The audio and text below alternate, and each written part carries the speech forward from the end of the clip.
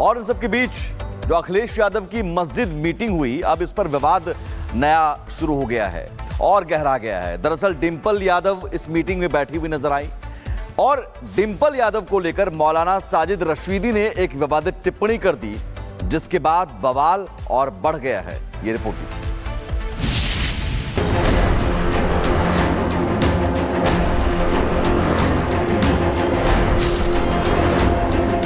मजहब, महिला और मर्यादा तीनों पर उठे सवाल। मस्जिद में अखिलेश की बैठक पर मचा बवाल और फिर महिलाओं की पोशाक पर विवादित बयान से आया सियासी भूचाल।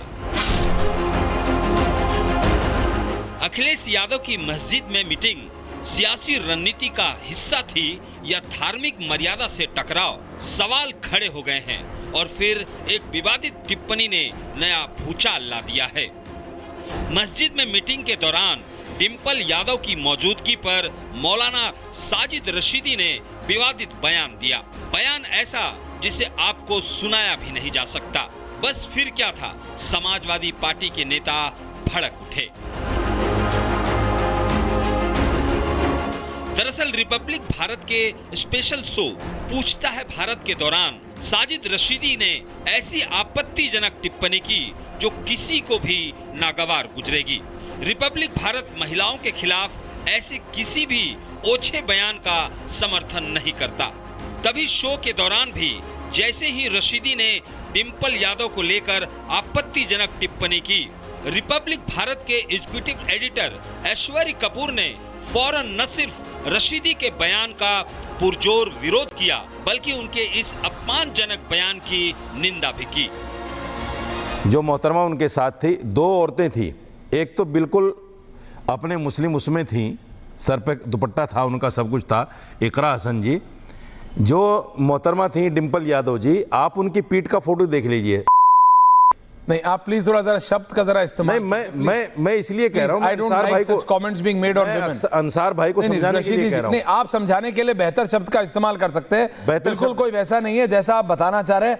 ठीक है, आप वो कह रहे हैं कि वहां पे सर पे कुछ होना चाहिए, आप लोग इससे आगे नहीं। आप फोटो दिखाऊं आपको? आप प्लीज नहीं, ये जो शब्द आप इस्तेमाल कर रहे हैं, I have personal objection to it. नहीं, I have personal objection to it and I will express. Sajid Rashidi के गैर जिम्मेदाराना बयान के बाद समाजवादी पार्टी के नेता भड़के हुए हैं और अब रशीदी के खिलाफ कानूनी कार्रवाई की बात कर रहे हैं। सपा प्रवक्ता फखरुल हसन चांद ने एक्स पर लिखा, साजिद रशीदी जैसे लोगों को मौलाना कहना ही गलत होगा। इस्लाम औरतों की इज्जत करना सिखाता है।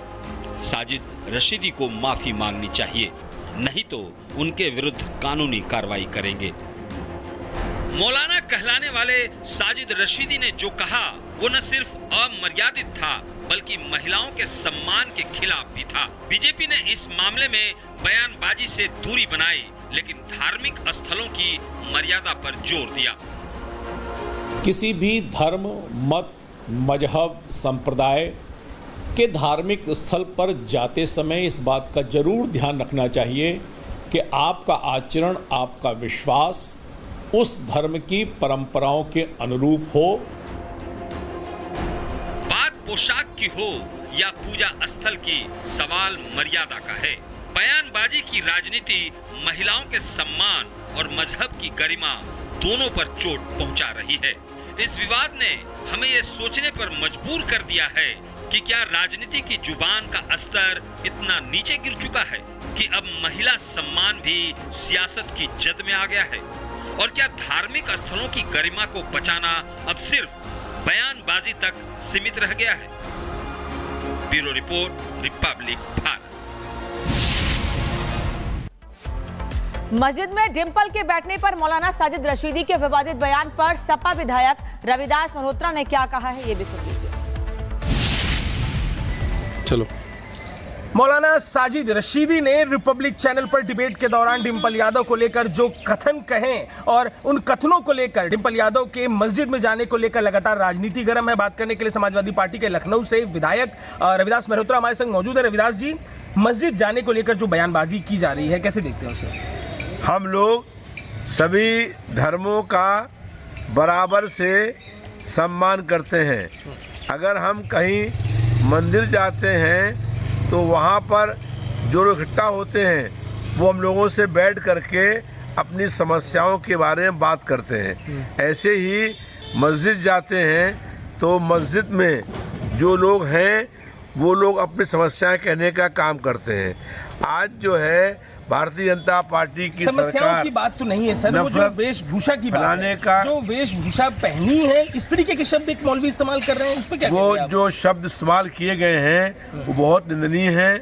इस तरह के लिए किसी सांसद का, जो समाजवादी पार्टी की सांसद हैं, कई बार की सांसद हैं, उनके बारे में इस तरह की टिप्पणी करना और कहना बहुत शर्मनाक बात है। उनको इसके लिए उनसे माफ़ी मांगनी चाहिए। आप लोग तमाम मुद्दों को लेकर सर साधु संतों को भी घेरते हैं, चाहे रामचरितमानस के दोहे हों उनको भी लेकर सपा के नेता घेरते दिखाई देते हैं। ये बयान दिया गया है, हमने कोई प्रोटेस्ट की बात नहीं सुनी, किसी तरीके के विरोध की बात नहीं सुनी, कोई FIR की बात नहीं हुई। इतना बड़ा बयान आपकी इतनी बड़ी नेता को लेकर एक मौलवी दे रहे हैं। देखिए, कहीं कोई FIR या कहीं और रिपोर्ट की कोई बात नहीं है। वो साधारण रूप से मस्जिद में गई, वहाँ पर लोगों ने उन्हें बुलाया था, लोगों ने समस्याएं कहने के लिए, और वो समस्याएं उन्होंने वहाँ सुनी। इसमें किसको भाजपा को क्यों एतराज है? क्या एतराज है? उनकी बातों को लेकर एतराज नहीं है सर। मौलवी ने जो शब्द कहा है, जो वेशभूषा को लेकर जो रिपब्लिक चैनल पे उन्होंने बात कही, आप लोगों ने उनके खिलाफ तो कोई आह्वान नहीं किया। रामचरितमानस में गड़बड़ी खोज लेते हैं आप लोग, धर्म ग्रंथों में, धर्म गुरुओं में गड़बड़ी खोज लेते हैं आप लोग। कहीं पर भी किसी भी धार्मिक पुस्तक पर कोई टिप्पणी नहीं करते हैं, और जिन लोगों ने टिप्पणी करी थी वो आज समाजवादी पार्टी से बाहर निकाल दिए गए हैं। मौलाना राशिदी को लेकर क्या कहेंगे? उन्होंने जो शब्द डिम्पल यादव जी को लेकर कहा है, शब्दों का जो इस्तेमाल किया है वो बहुत शर्मनाक है। किसी मौलवी को किसी महिला के बारे में इस तरीके का बयान देना पूर्ण रूप से अनुचित और गलत है। उनको इसके लिए अपनी भाषा के लिए खेद व्यक्त करना चाहिए, और इस तरह की भाषा लोकतंत्र में संसदीय परंपराओं के बिल्कुल प्रतिकूल है। मौलाना की भाषा को भी कारण आप भाजपा बता दे रहे हैं। शुरू में जब आपने बात कही तो ये भाषा का कारण भी भाजपा लग रही है आपको?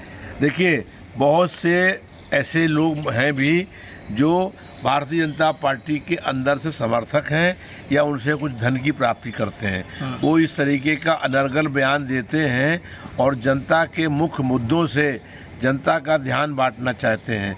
वो जो मुस्लिम लोग हैं उनको शिक्षा में, रोजगार में हक मिले, उनको अधिकार मिले, उनको न्याय मिले, उनको सम्मान मिले, इसके लिए हम लोग अपनी लड़ाई लड़ने का काम कर रहे हैं। और वो मौलाना इस पर जो है हमारा समर्थन, कानूनी कार्रवाई करेंगे आप उस मौलाना के ऊपर जिसने ये बात कही है? कि समाजवादी पार्टी के राष्ट्रीय अध्यक्ष माननीय अखिलेश यादव जी इस पर निर्णय करने का काम करेंगे। इस पूरी बातचीत में